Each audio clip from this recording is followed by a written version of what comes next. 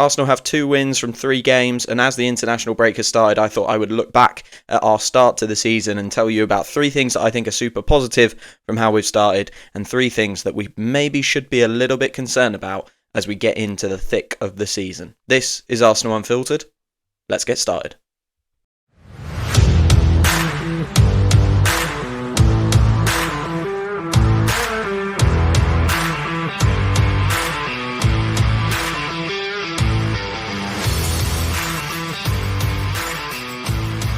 Yes, hello and welcome back to another episode of Arsenal Unfiltered, your 3 times a week dose of Arsenal coverage with me, your host Mark, wherever you are in the world. I hope you are well, and I hope, I hope you're not feeling how I'm feeling about the just ridiculously early international break. I'm sure you feel very, very similar.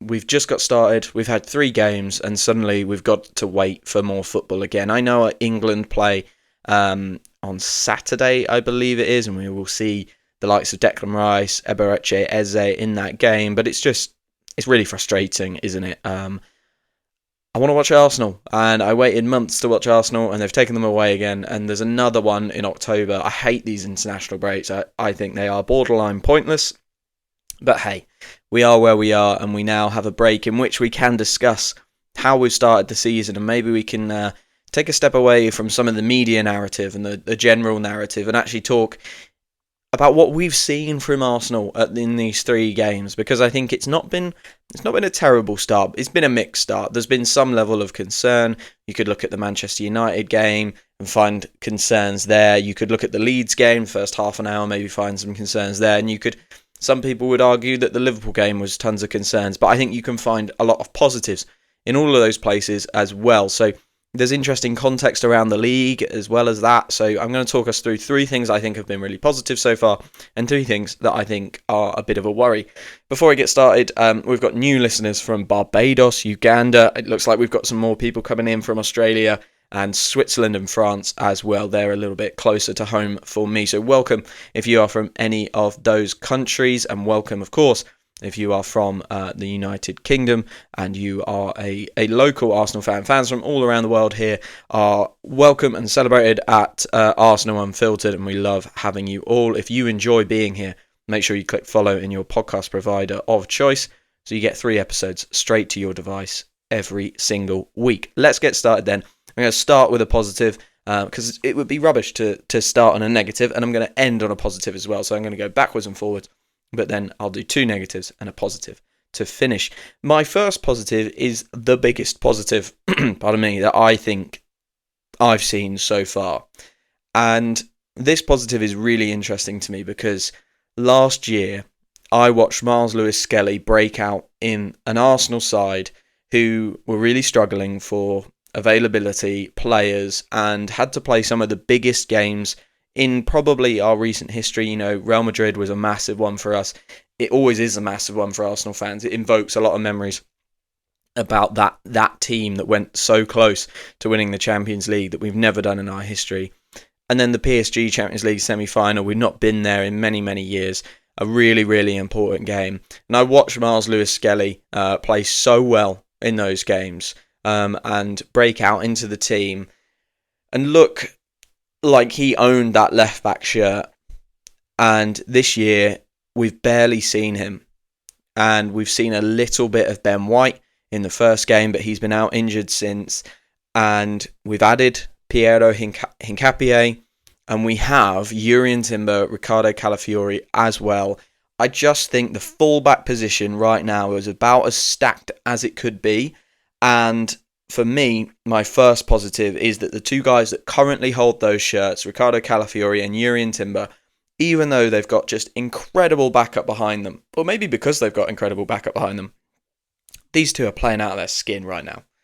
Absolutely playing out of their skin.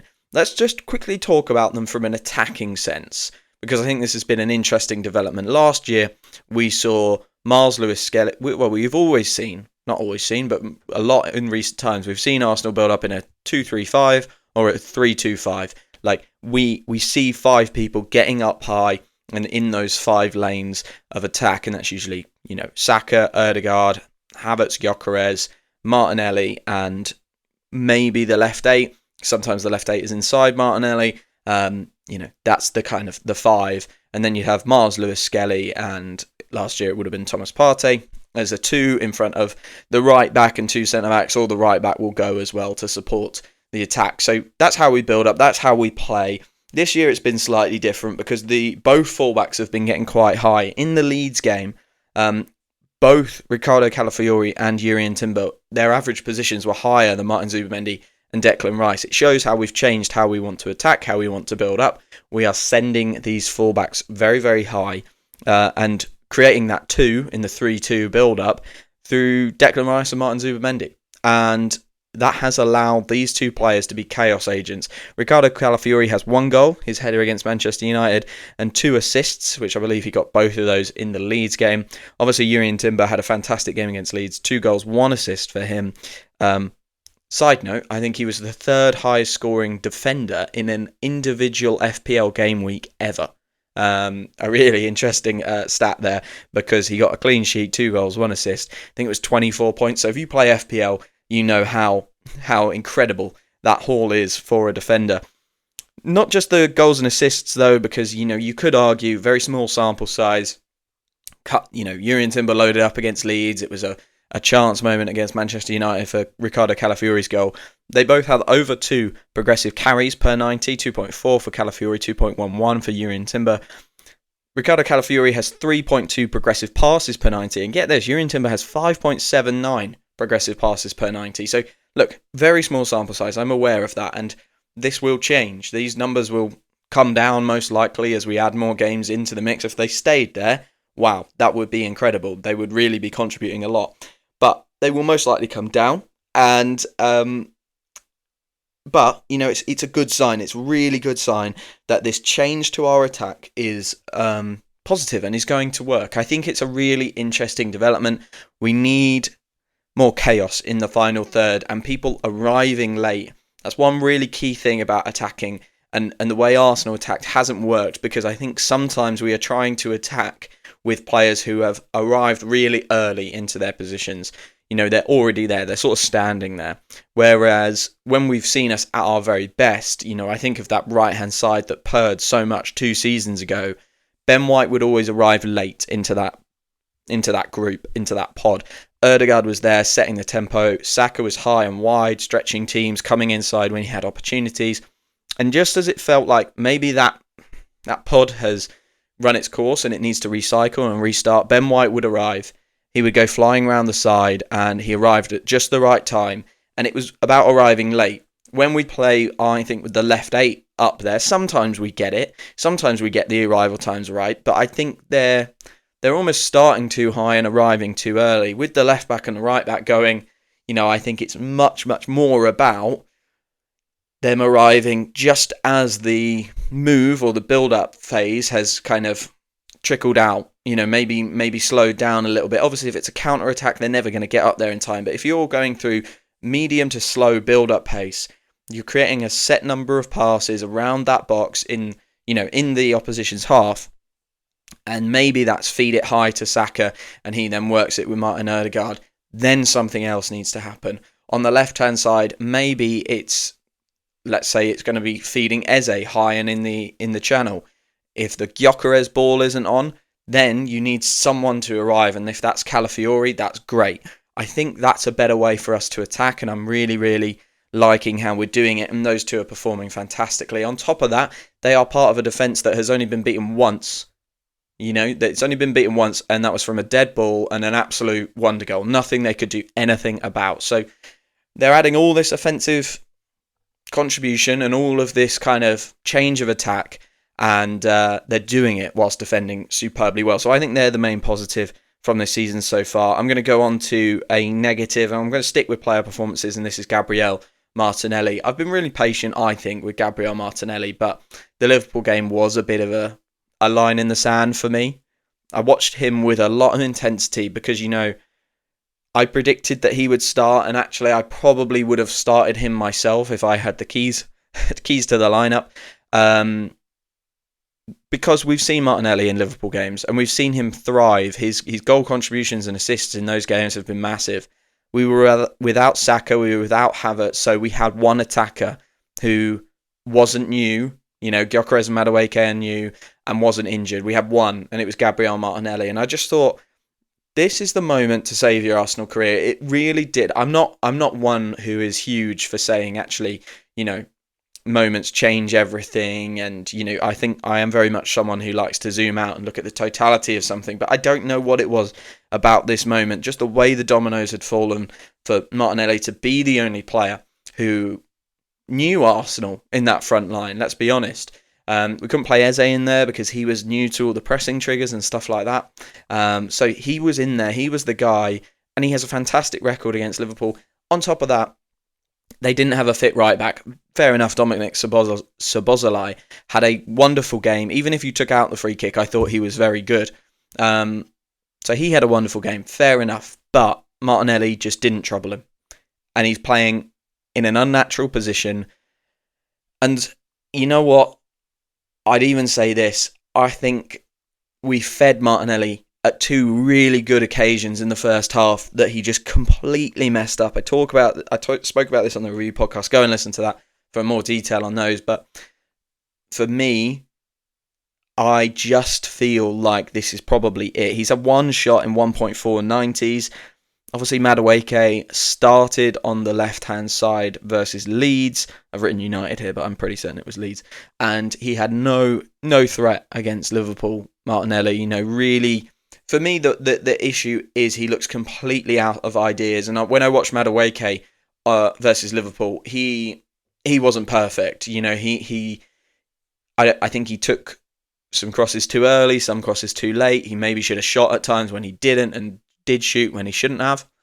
But Madueke had a very clear idea and just knew what he was going to do. He was going to try and isolate Gyökeres. Martinelli, you see him, and he is almost waiting, I think, for the defender to do something for him, and maybe make a misstep or something and try and exploit that. He is not turning the screw on a defender in the way Madueke was. He is not isolating players. He's not being decisive. I actually don't have a preference one way or the other. If you want to go down the left, if you want to go down the right, I couldn't care less. People are saying, Eze's always going to come inside. It doesn't matter. It does not matter which way he goes. What matters is that you beat your man. Because actually, the threat is from beating your man. And a lot of people are saying, well, Eze can't play on the left wing because he can't go down the left-hand side. One, I don't agree with that. I think he can. People are saying he's not a typical winger. That will make going down the left really difficult. I think that's rubbish. He's got the skills in there. But two, why does it even matter? Because Eze will beat people on the inside more than Martinelli will beat them down either side.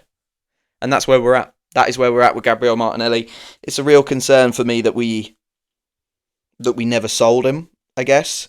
We're maybe going to be one of those players that we should have sold at the right time. I guess the one really good thing about Gabriel Martinelli is he was super cheap.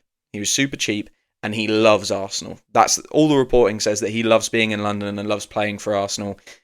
I just think we can't continue to rely on him now as a first-team player, and I think he is going to have to move into that squad role, and I'd love to see him be successful in that squad role and maybe get some of his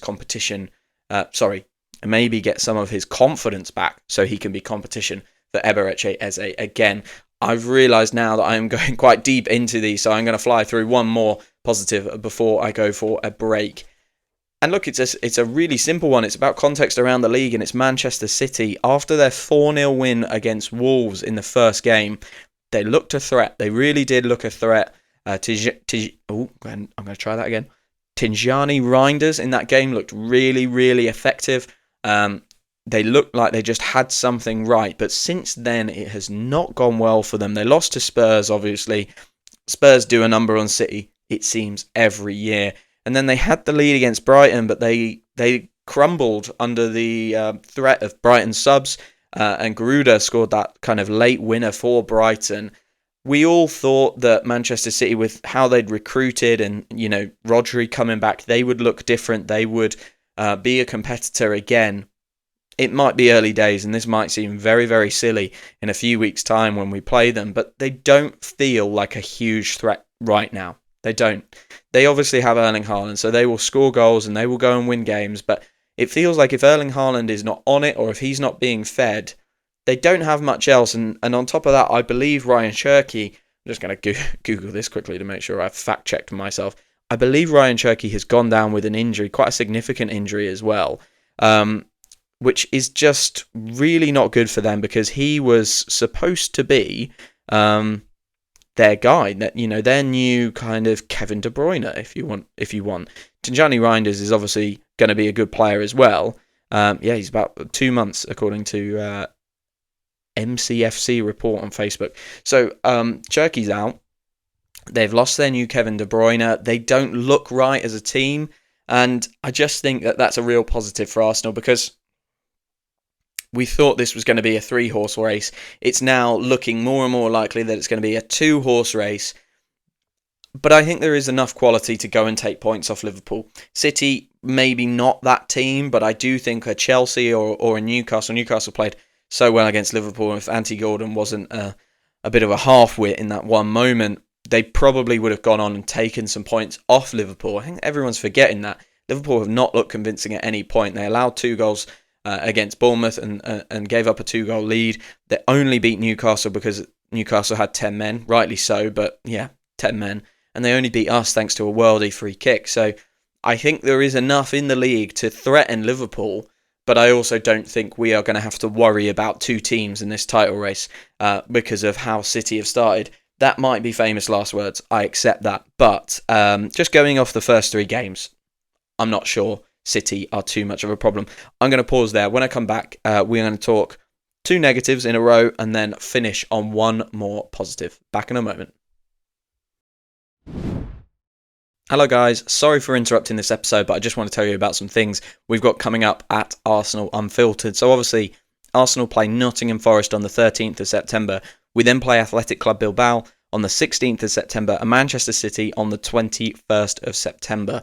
I know as Arsenal fans you will be really, really keen to hear all of the information about those games before and after. So I will be bringing preview shows for all of those fixtures and reviewing all of those matches here at Arsenal Unfiltered. If you don't want to miss a single episode of that and you don't want to miss all the key information about those games, make sure you go and hit follow and hit that follow button wherever you listen to your podcasts at. That means your provider of choice will feed you these episodes so you never miss a beat on Arsenal going forward. Thanks so much. Hello and welcome back to this episode of Arsenal Unfiltered. We're doing 3 highs, 3 lows, 3 positives, 3 negatives, however you want to put it. From Arsenal's season so far, it's early to be doing analysis and reviews, but it's the international break. What more do you want from me? So we're going to do 2 negatives in a row here because I don't want to end on a negative. So we'll do 2 negatives in a row and then we will do that final positive. And I think that final positive is a really, really interesting one. I kind of hinted at it earlier at what it might be.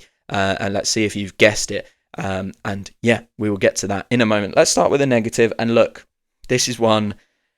Oh, I've been genuinely, when Saliba got injured in the Liverpool game, I was on my knees in my living room in complete exasperation, did not know what to do with myself because this next negative is injury problems again. We lost Ben White and Kai Havertz versus United. Kai Havertz, who's now had knee surgery, really not good. The only thing I would say is all the reports are suggesting that this is not like months and months and months knee surgery. This is maybe a small keyhole surgery, a clean-up surgery. Knees can be terrible injuries.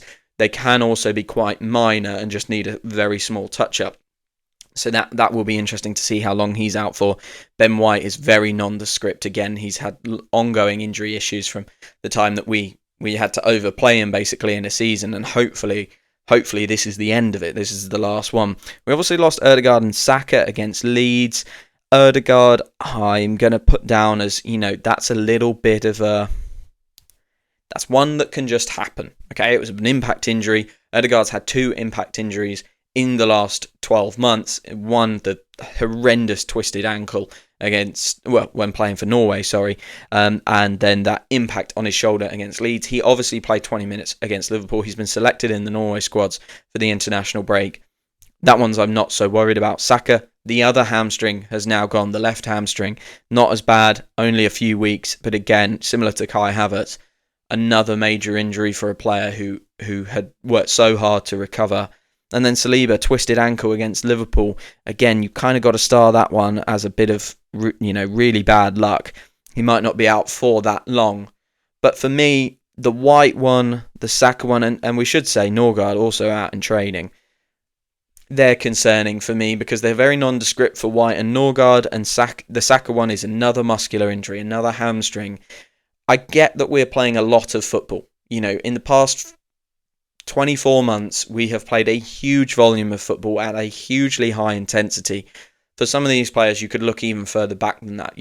Too many international tournaments, multiple legs in the League Cup, the Champions League being extended to 8 group games.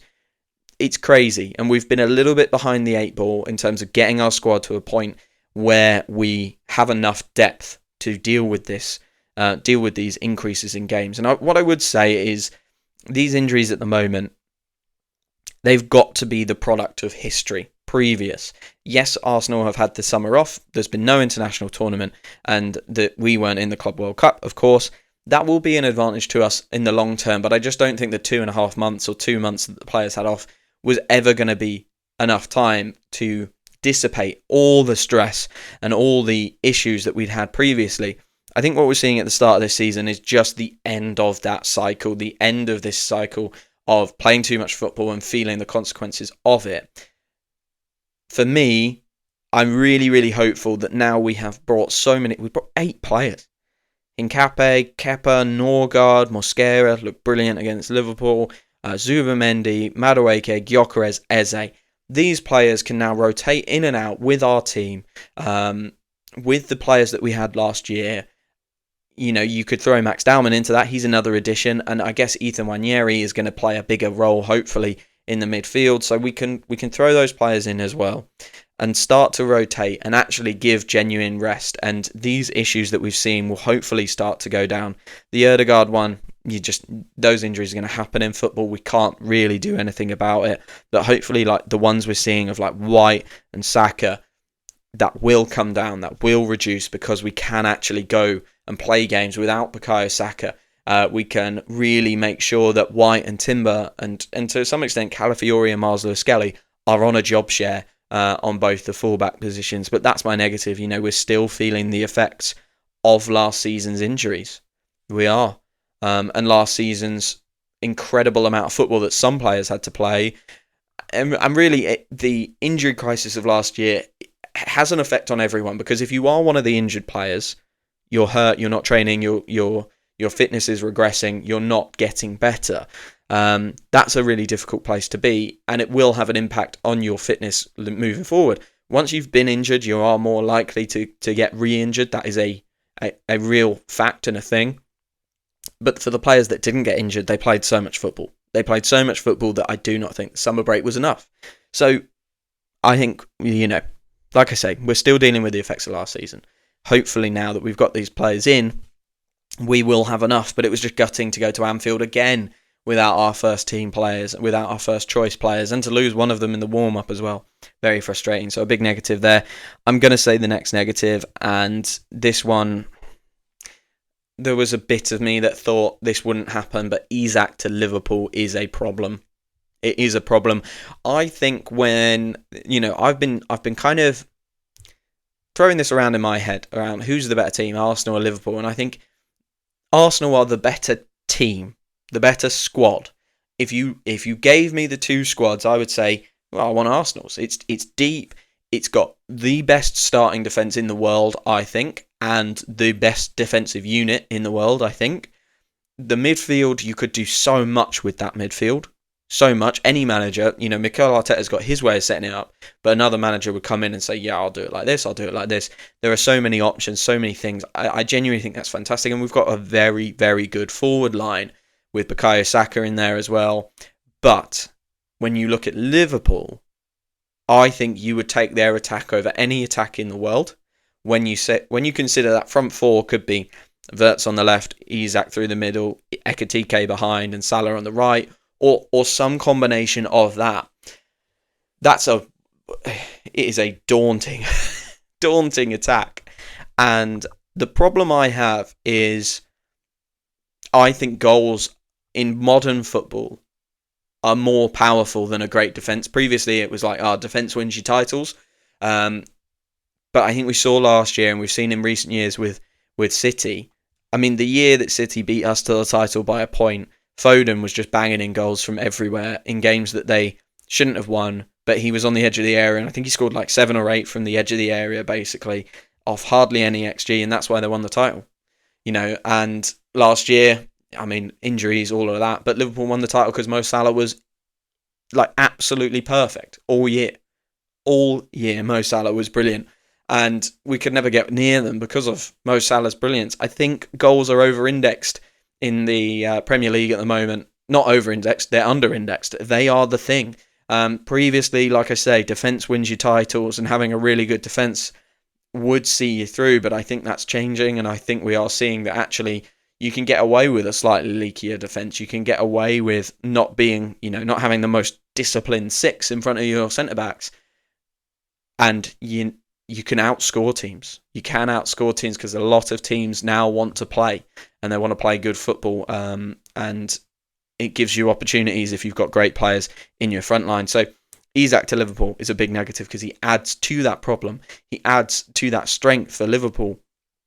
And like I say, for me, I think Liverpool's midfield and defence, there's questions about it, especially when you look at it in a depth chart. You might look at the first 11 and go, yeah, really, really good. But if they lose a Gravenberch for a long period of time, if they lose Van Dijk, they have got big problems, really big problems. And Okanate had a good game against us, a really good game. And I actually think he is an underrated defender. People really don't talk about him in that kind of upper echelon of defenders enough. But he's had a rocky start to the season. And if that carries on, that could be a real interesting one for any team. I didn't rate Kirkez at Bournemouth. Not that I didn't rate him. I didn't think he was as good as everyone was saying.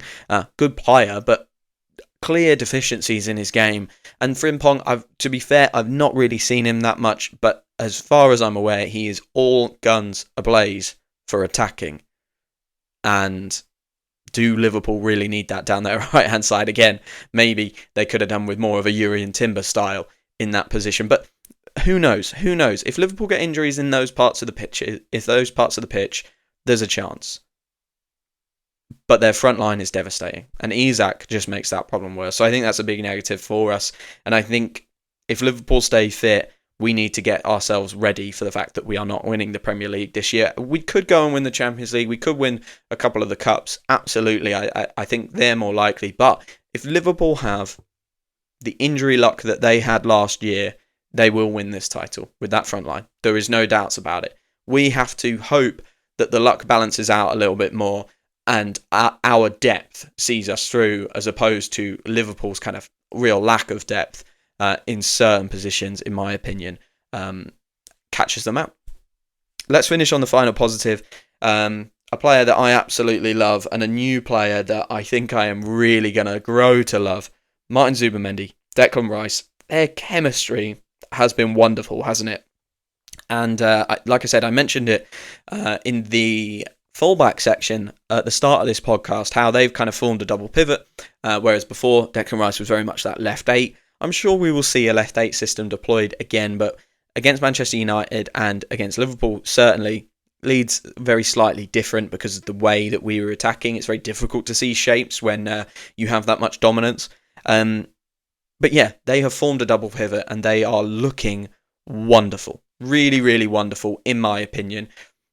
For me, something that won't really show up in stats for these two, and I think you have to watch the game for it, is the way they just sense danger at the right times. And I'm gonna use a really strange example. One for Declan Rice, one for Martin Zubimendi. The Zubimendi one's strange, but I will explain it. The foul that he makes to give away the free kick that Liverpool then actually score from is a really clever foul. And I know everyone's going to be listening to that and going, well, hang on, Liverpool scored from that. We lost the game. Why are you celebrating that foul? That ball that Van Dijk plays through is about the first time that he is able to play in the whole game. The whole game. It's the first time that a Liverpool midfielder gets free between Declan Rice and Martin Zubimendi. And Zubimendi senses that and goes and makes that foul very, very quickly. In the position that that free kick is in, you're playing the odds. We won't have a free kick, touch wood.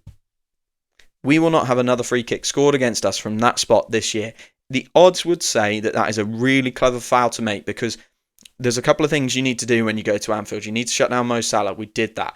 You need to shut down now Hugo Ekitike or Alexander Isak. It was Hugo Ekitike on the day. He didn't get a sniff. You need to stop Van Dijk from playing. That pass was the only time we'd allowed him to play. Zubimendi sensed that problem and he made a very, very intelligent foul. Obviously, it led to a terrible moment for us in our season so far and a wonderful, wonderful goal from Liverpool. And that goal may be a goal of the season contender. However, that does not take away from the fact that I think it was a clever foul. Just very, very unfortunate and unlucky that Dominic Szoboszlai produced what he did. As well as that, Declan Rice, pardon me, against Leeds, high up the pitch, won the ball back very, very quickly after we'd let the ball go, gave it to Zubimendi, Zubimendi gave it to Timber, and Timber put Saka in for his trademark right foot into the roof of the net finish. He's done that twice against Leeds now. Again, another moment where those two are really close together, doing a really, really good job of one of them winning the ball and one of them being ready to pop that first pass off.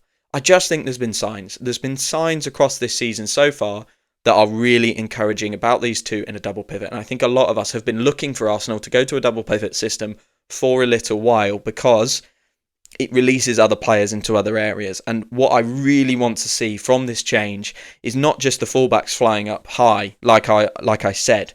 What I really want to see is Ødegaard in the 10. I want to go 4-2-3-1 classic, not 4-3-3 anymore. Not this really, I hasten to say regimented system, but formulaic system. Let's get Ødegaard in the 10 and let's reduce his defensive responsibilities. Get him doing the press and all that, but let's reduce his defensive responsibilities in our half because Rice and Zubimendi are functioning so well. Let's let them do that job. I've gone on for a long time, guys. I've really enjoyed doing that episode for you. Like I said throughout the episode, make sure you follow Arsenal Unfiltered wherever you get your podcast from. It really, really does help. And if you've liked this episode, please leave a 5-star review. Spotify, Apple Podcasts really, really helps other people see the podcast. So I would really appreciate that.